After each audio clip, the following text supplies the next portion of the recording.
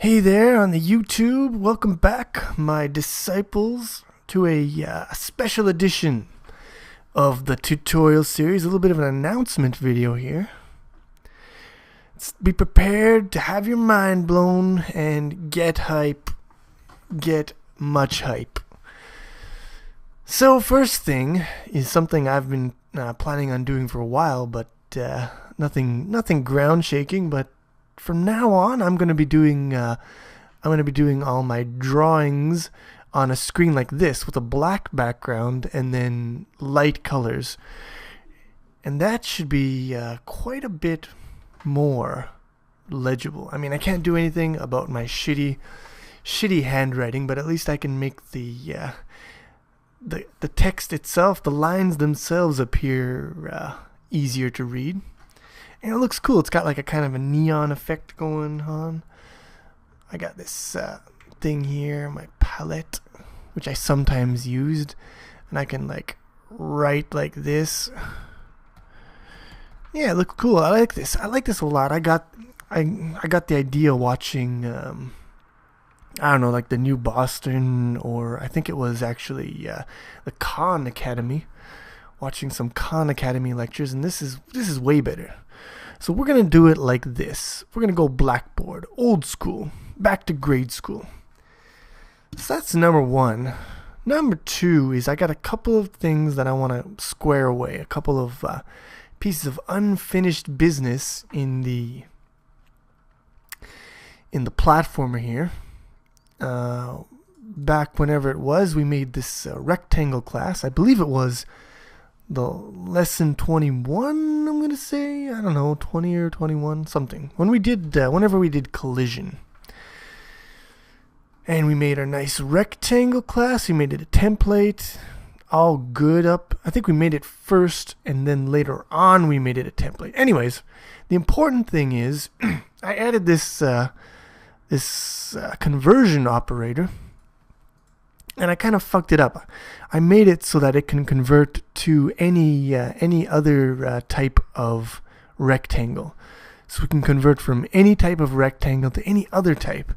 So I made the template parameter T2, and I put it all in here, and then I fucking made this an int, which like defeats the whole purpose of doing that.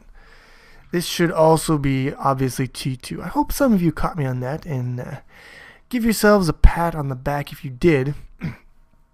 Another thing, if you haven't already noticed, is I'm using Visual Studio Express 2013 now. And that is what we're going to be using in the future. In the next proper tutorial video that I create, I'm probably going to devote just a couple of minutes to, I don't know, maybe showing you how to download it. Fuck.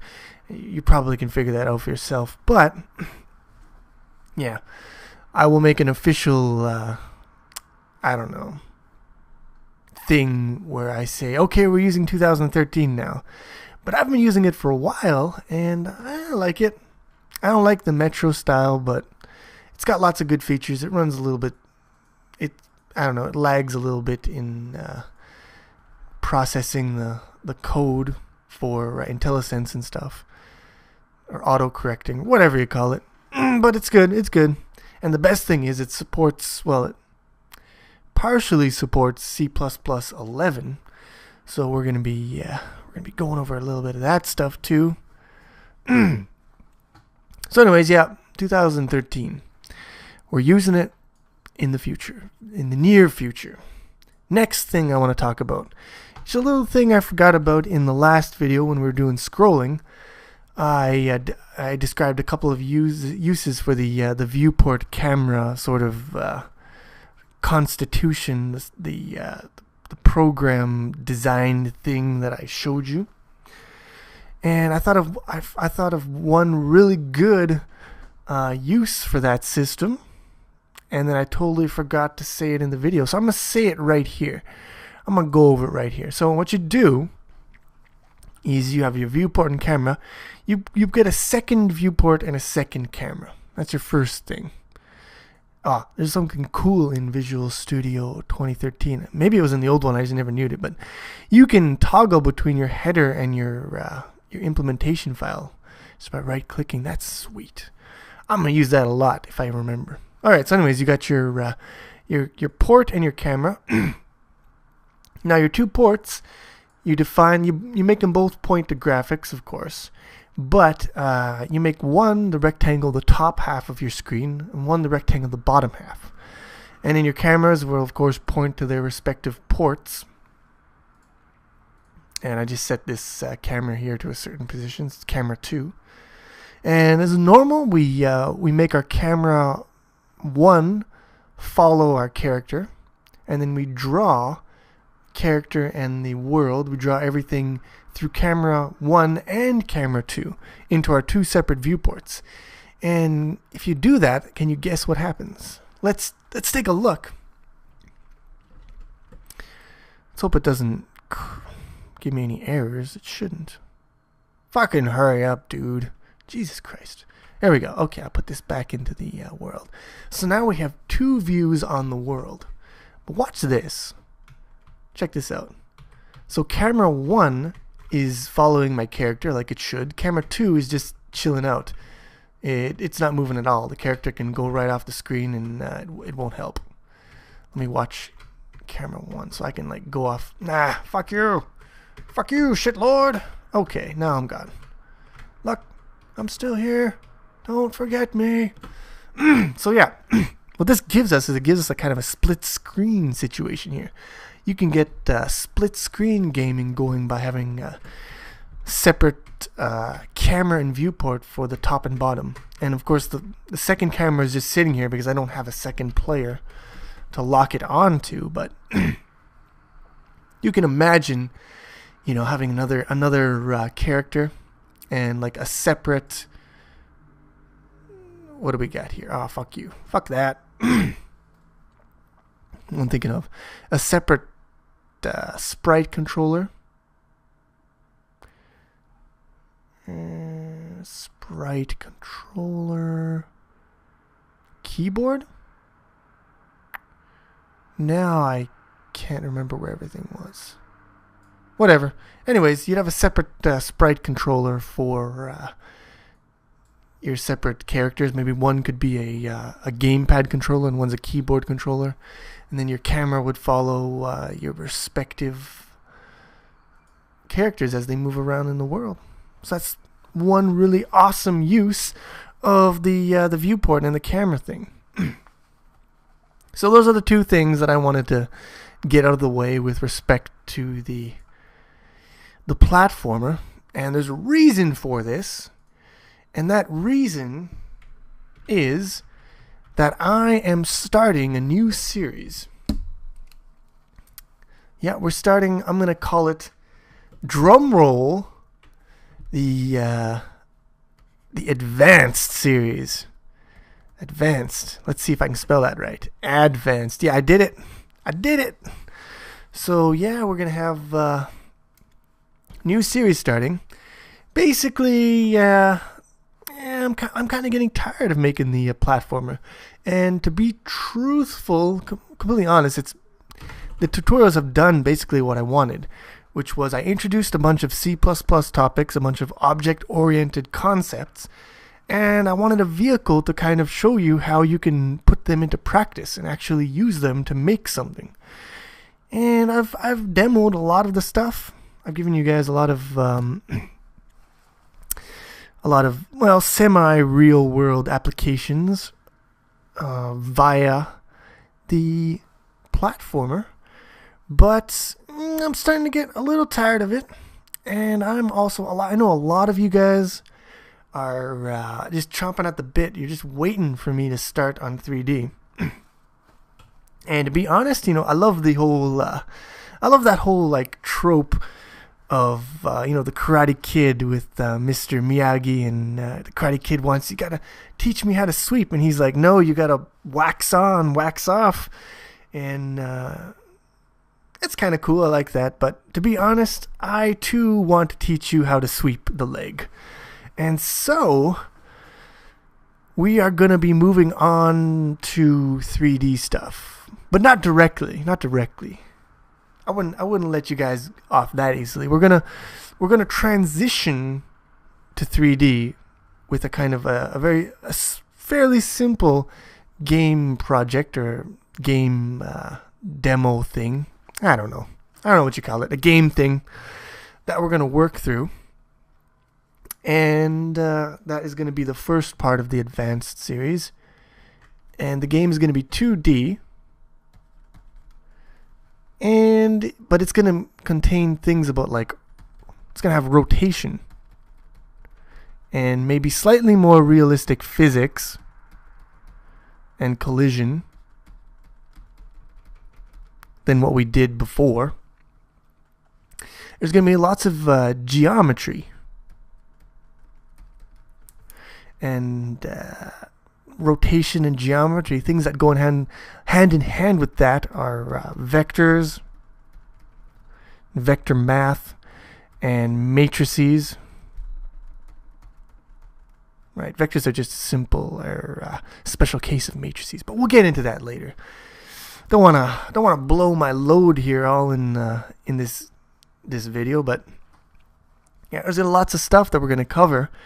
And this is going to be kind of like the foreplay for before when we go into real 3D. So this is kind of we're going to bridge the gap between 2D and 3D in this next series that I'm creating. And that is where we're heading. Beginner, I was basically teaching you about C, programming in general, but mainly only C topics. Procedural or functional programming? No, procedural. I think C is classified as procedural, but I don't know. Who the fuck cares? Do you care? No, you don't fucking care. And then the intermediate was all about C++, about object-oriented programming, right? And now we're going to advance. We're basically beyond learning about programming languages. So now we're going to get into more about graphics theories, in terms of like geometry and rasterization and calculations of lighting, texturing, and we're going to learn lots of the math that goes hand in hand in that vector algebra, and matrix multiplication, stuff about trigonometry. And I'm not going to be, this is going to be like a super detailed math course. But I'm also not just going to use this stuff without explaining. I'm going to give a basic explanation of everything that I introduce, all the math concepts. I'll treat you like maybe like you have junior high graduate level of math skills, or maybe intermediate high school, and we'll go from there. But it's also not going to be super detailed, so you might have to if you lose your way halfway through, can't keep up, you're gonna have to go and Google search this shit and do a little of your own research and catch up. So yeah, math, lots of math, and lots of graphics as we make our way into 3D. Just to give you an idea of what we're going to be doing here, I've got it's going to be something like this game. Well, it's not going to really, the gameplay is going to be similar. You've got like a ship, and it's moving around. It rotates, and you activate thrusters to accelerate in directions. I don't know if we're going to have shooting or anything. It's not going to be super detailed. I don't want to get bogged down in the details of making the game, because I'm mainly want to teach you about, geometry, graphics, math things that you're going to need to do 3D. But we'll spend a little time to make it into something resembling a game engine, or the beginnings of a game engine. So that's a thing. That's a thing that will transpire in the future. And I think that's all I really wanted to say. Just some predictions. I will not, accept responsibility for any of these predictions, for the accuracy of them. They may be wildly inaccurate, but I'm thinking probably 6 to 8 episodes, 6 to 8 videos, for doing the 2D stuff, the advanced 2D. And after that, we're moving on to 3D software, of course. I mean, all we've been doing is software graphics up until this point. And then there I'll be tackling, 3D stuff. We'll be taking all these concepts we learned in the 2D lessons, the advanced 2D, and we'll be applying them into a third dimension. And after that will be 3D hardware stuff. Wow, look at that. Beautiful. So yeah, that is what is happening. And I guess the convenient thing about me starting a new series of advanced tutorials is it's going to start from advanced, lesson 1. And that is that, I can still add lessons onto the end of the intermediate if I ever feel like it. So I don't consider, the platformer lessons finished per se. There's lots I could still go on about. We can expand on the engine. There's tons of topics that I had planned. And if I feel like it, it's totally possible I might continue on with that. And I mean, if enough people are clamoring for it, I might, give in to the pressure of the masses and, make a tutorial. But so it's not technically dead, the platform series, but it's probably going to be on the back burner for a while, because I'm super into this all this math shit right now, and I can't wait to go over all this stuff with you guys. It's going to be a lot of math in this stuff. I'm not going to lie to you, more math than we've done so far. But in the big picture, it's still not crazy hard stuff. I mean, there's going to be no differential equations or integral calculus, no complex numbers, no crazy transforms like Laplace transform or Z transform, nothing insane. Just your basic vector, what do you call it? Vector geometry, vector algebra, some simple trigonometry. So, it's harder than what we've done before, but in the big picture, this ain't the tough shit, man. Go take a few years of, electrical engineering or mechanical engineering, learn about your fluid mechanics or your field theories, then come back to me and tell me about, how hard your problems with math are. Until then, I don't want to hear your bitching. You got to suck it up and you got to do it. Because if you want to do 3D or even stuff like that thing I just showed you, you're going to have to learn some math. And if you don't want to do that, well then, you know enough probably to get your feet off the ground by now. You don't have to watch these videos. But for the rest of us that don't want to limit ourselves to, tile grids and simple straight line mathematics, come on with me. Come aboard the Chili train and let's derp out in style. So, I didn't really have a plan on how I'm going to end this. I didn't even really have a list of things I was going to say. I'm probably forgetting a bunch of shit that I wanted to say in the video. But it's not important. What is important is that in the next week or 2 weeks maximum, you're going to see a new video, and it's going to be in your subscription box, and it's going to be Chili DirectX tutorial something advanced. I don't know how the titles go. I just copy and paste them every time I make a new video and change the numbers. But it's going to say advanced in it somewhere, and it's going to be epic. So stay tuned for that. Get hype. Get much hype. And I will see you guys later. Or on the forums, because I'm always on the forums. You come visit me. Say hi to Chili. Give me some love. Until then, later.